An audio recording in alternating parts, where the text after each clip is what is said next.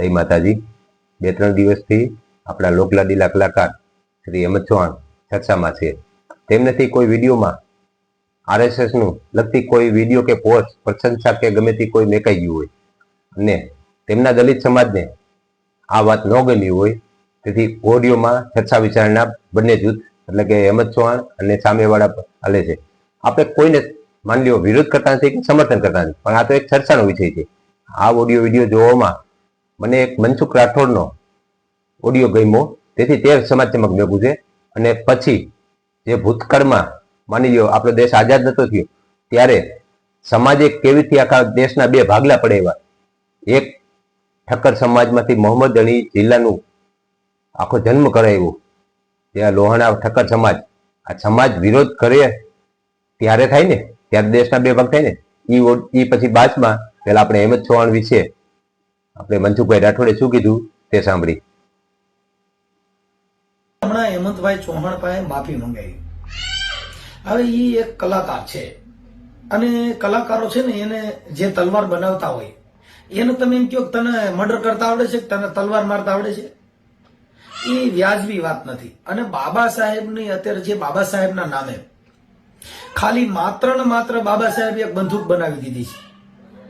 બાબા સાહેબે આપણે શું દીધું છે, બધા ટોટલ આગેવાનો આપણે એમ કે બાબા સાહેબે આમ કરી દીધું। અત્યારે ઘરે ઘરે ખબર છે કે બંધારણ કોને લખ્યું છે, બંધારણની અંદર શું કીધું છે, બધું લખેલું, પણ માત્ર બાબા સાહેબના નામથી અત્યારે કોઈ પણ કલાકારને દબાવવાના, કોઈ પણ વ્યક્તિ હોય તેને દબાવવાના। હવે એક બાબા સાહેબને એક છે ને એક હથિયાર બનાવી નાખ્યું છે અત્યારે આપણી સમાજે।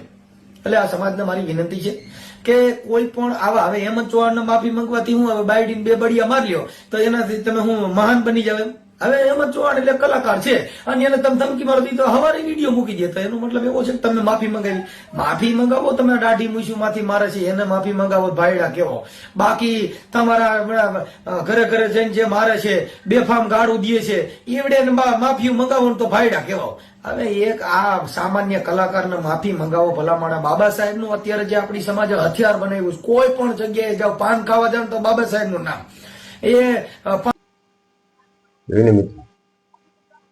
મનસુખભાઈ રાઠોડ દલિત સમાજમાંથી આવે છે અને આપણે શ્રી હેમંત ચૌહાણ આપણા કલાકાર ભજનીક તે પણ દલિત સમાજમાંથી આવે છે।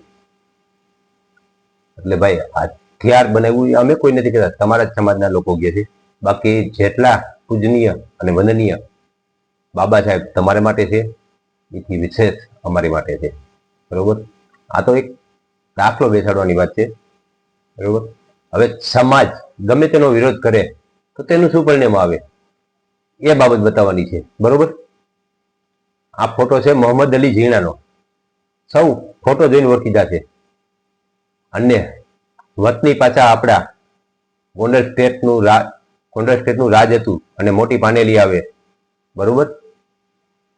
આપણા ગોંડલના જ રાજમાં ગામ આવતું હતું મોટી પાનેલી, અને ત્યાંના જ વતની ઠક્કર લોહાણા સમાજમાં, બરોબર।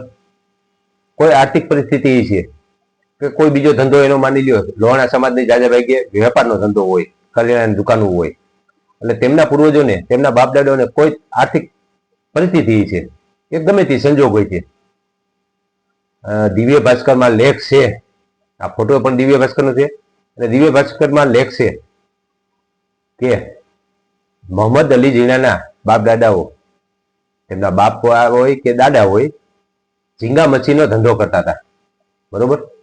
અને લોહાણા ઠક્કર સમાજ તો વૈષ્ણવ જાજા ભેગી હોય, તેથી તેમના સમાજને આ ધંધો યોગ્ય ન લાગ્યો અને સમાજ બહાર મેકવામાં આવ્યા। હવે પાનેલીમાંથી સમાજ બહાર મેકવામાં આવ્યા એટલે ડાયરેક્ટ મોહમ્મદ અલી ઝીણાના બાપ દાદાઓએ કરાચીની વાટ પકડી। મોહમ્મદ અલી ઝીણાનો જન્મ કરાચીમાં થયો। હજી મોહમ્મદ અલી ઝીણાના પૂર્વજોના મકાન છે પાનેલીમાં, ઘણા લોકો જોવા જાય। હવે સમાજે બહિષ્કાર કર્યો તો મોહમ્મદ અલી ઝીણાના બાપ દાદાએ મુસ્લિમ ધર્મ અંગીકાર કર્યો ને, અને એમાંથી વંશજ મોહમ્મદ અલી ઝીણાનો જન્મ થયો। અને આ મોહમ્મદ અલી ઝીણા આપણા અખંડ ભારતના 2-3 કટકા કરી નાખ્યા। તેથી ભાઈ ગમે તે હોય સમાજમાં, માની લો આપણા કોઈ આગેવાનો બધો અમુક સંજોગ વસાત કોઈનું નામ લેવું પડે। માન્ય શ્રી હેમંત ચૌહાણ મોટા કલાકાર છે, અને બધા જ જ્ઞાતિના લોકો તેમને સહાય છે.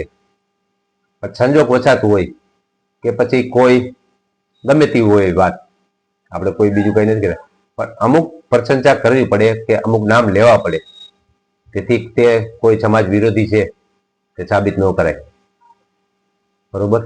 કારણ કે જો સમાજમાંથી એક વસ્તુ, એક વ્યક્તિ ખડે તો દેશના બે કટકા થઈ જતા હોય. લોહાણા સમાજમાંથી માની લો મોહમ્મદ અલી જીણા લોહાણા સમાજમાંથી મુસ્લિમ બની જાય અને ભારતના બે કટકા કરી નાખે, એથી મોટું ઉદાહરણ શું વધારે હોય?